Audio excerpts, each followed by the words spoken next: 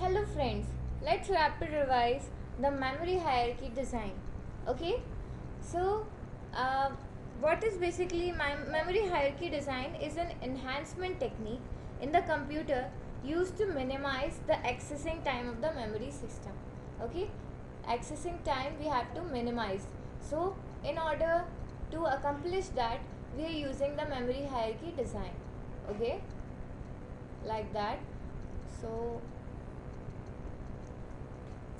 according to my memory hierarchy design, the system supported memories are organized into 4 levels.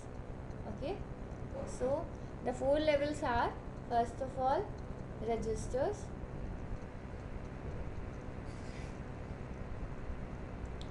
Second is cache memory. Third is main memory.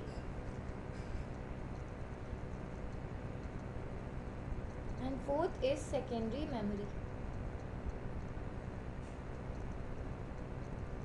Okay, it is denoted like this: mm, cm, like this. Okay, so bottom to top approach, like this. These are different levels. That is a level 1, level 2, level 3 and level 4. Okay, bottom to top approach of hierarchy design states that like we are following bottom to top. So what is happening is that first point is that capacity decreases. Okay, the capacity to hold the data is decreases. That is, secondary memory has the highest capacity, while the registers have the lowest capacity.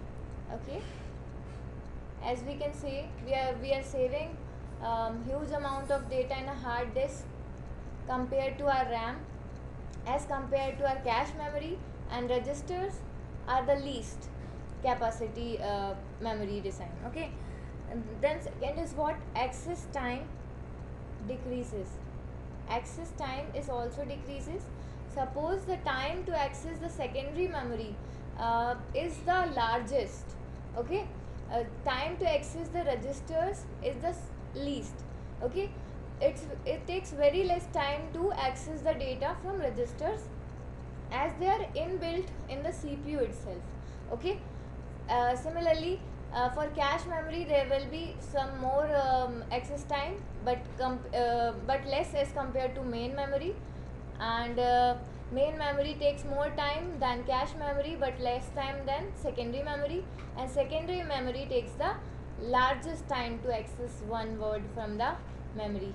Okay, and third one is performance increases. Performance increases.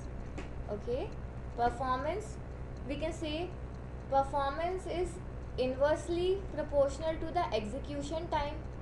Okay, so but execution time is directly proportional to access time. So as we have seen above, access time decreases. So as the execution time is directly proportional to the access time, so what happens is also that execution time is also decreases.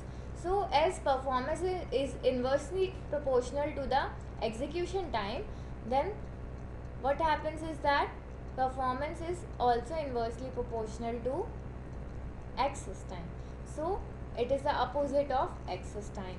Okay, so performance is the most in the registers, while the least in the secondary memories. And D is that cost per bit increases. Okay, so cost per bit increases. What does it mean? So it is like that, if you are supposed to buy a hard disk of 1 TB.